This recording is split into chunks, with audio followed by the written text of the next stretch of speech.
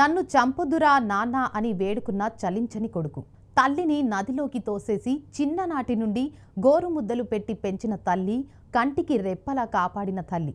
ఆమెను చివరికి తనకే భారంగా భావించాడు ఒక కొడుకు. అనారోగ్యంతో ఉన్న తల్లిని చూసుకోవాల్సింది పోయి ఆమెను కసాయిగా ప్రాణం తీశాడు. కామారెడ్డి జిల్లాలో ఈ దారుణం జరిగింది. బాలయ్య అనే వ్యక్తి తన తల్లి సాయవ్వను ఆసుపత్రికి తీసుకెళ్తాను అని నమ్మబలికి బైక్పై ఎక్కించి మంచిరా నది దగ్గరికి తీసుకెళ్లాడు. తల్లి ఆశతో బలహీనంగా ఉన్న శరీరంతో బైక్ మీద కూర్చుంది. కానీ అక్కడికి వెళ్ళాక ఆసుపత్రి బదులు తన తల్లిని నదిలో తోసేశాడు. వద్దురా నాన్న, నన్ను కాపాడవు అని వృద్ధురాలు ఎంత వేడుకున్నా ఆ కొడుక్కి మనసు కరగలేదు. చివరికి మంచిరా ప్రవాహంలో శవమై తేలిపోయింది.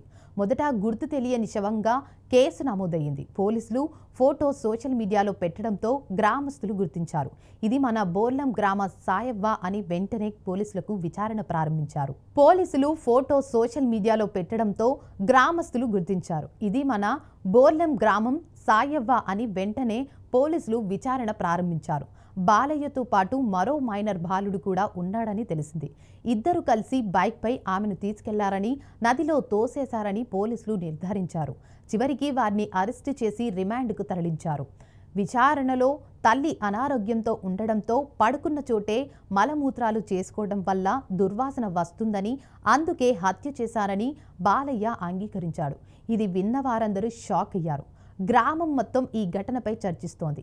ఎంత కష్టమైనా తల్లిని చంపడమేంటి అని. అంతేకాక బాలయ్య భార్య కూడా కొంతకాలం క్రితమే ఆత్మహత్య చేసుకున్నట్లు పోలీసులు తెలిపారు.